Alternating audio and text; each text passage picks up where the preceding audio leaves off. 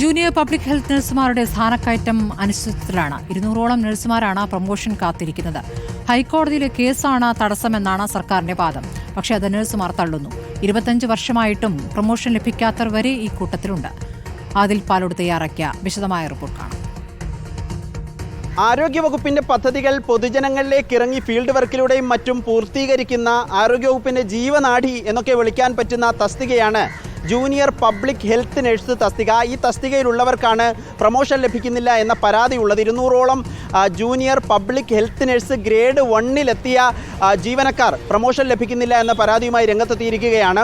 സാധാരണ നേരിട്ടുള്ള നിയമനത്തിലൂടെ PSCയിലൂടെ നിയമനം ലഭിക്കുന്നവർക്കൊക്കെ വരുന്ന തസ്തിക junior public health nurse grade 2 എന്നതാണ്. അതിൽ നിന്നും പ്രൊമോഷൻ ഗ്രേഡ് 1-ലേക്ക് വരുന്നു. ഇവർ രണ്ടും ചെയ്യുന്നത്, ഈ രണ്ട് തസ്തികയിലും ഒരേ ജോലി ഫീൽഡ് വർക്ക് തന്നെയാണ്. ഇതിന് മുകളിലേക്കുള്ള പ്രൊമോഷനാണ് ഇവർക്ക് ലഭിക്കേണ്ടത്. 20ഉം 25ഉം കൊല്ലമായി പലരും ഈ ഫീൽഡ് വർക്ക് തന്നെ ചെയ്യുന്നു. പ്രൊമോഷൻ ലഭിക്കുന്നില്ല എന്ന പരാതിയാണ്.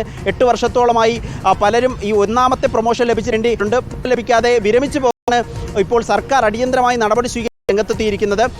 ഇപ്പോൾ സർക്കാർ പറയുന്നത് ഇത്തരത്തിൽ ഒരു പ്രശ്നവുമില്ല, പ്രൊമോഷൻ നൽകാൻ തയ്യാറാണ്. പക്ഷേ നിലവിൽ ഹൈക്കോടതിയിൽ ഒരു കേസ് നിലനിൽക്കുന്നുണ്ട്. ആ കേസ് നിലനിൽക്കുന്നതുകൊണ്ട് ഈ സീനിയോറിറ്റി ലിസ്റ്റിൽ തർക്കമുണ്ട്. അതുകൊണ്ട് പരിഗണിക്കാൻ കഴിയുന്നില്ല എന്ന വാദം ആരോഗ്യവകുപ്പിൽ നിന്നുണ്ട്. അപ്പോൾ ഇവർ പറയുന്നത് തങ്ങളുടെ പ്രൊമോഷൻ പബ്ലിക് ഹെൽത്ത് നഴ്സ് എന്ന തസ്തികയിലേക്കാണ്. ജൂനിയർ പബ്ലിക് ഹെൽത്ത് നഴ്സ് എന്ന തസ്തികയിൽ നിന്നും പബ്ലിക് ഹെൽത്ത് നഴ്സ് എന്ന തസ്തികയിലേക്കാണ് തങ്ങളുടെ പ്രൊമോഷൻ നടക്കേണ്ടത്. കോടതിയിലെ കേസാകട്ടെ പബ്ലിക് ഹെൽത്ത് നഴ്സ് സൂപ്പർവൈസർ എന്ന തസ്തികയിലെ സ്ഥാനക്കയറ്റവുമായി ബന്ധപ്പെട്ടാണ്. അതുകൊണ്ട് തങ്ങളെ ബാധിക്കുന്നില്ല കോടതി ഇടപെടൽ. അതുകൊണ്ട് അടിയന്തരമായി പ്രൊമോഷൻ നൽകാനുള്ള നടപടി സ്വീകരിക്കണം. 25 വർഷമായിട്ടും ആനുകൂല്യങ്ങളില്ലാതെ പ്രൊമോഷൻ ലഭിക്കാതെ വിരമിച്ചു പോകേണ്ട സാഹചര്യവും ഗതികേടും തങ്ങൾക്കുണ്ട്.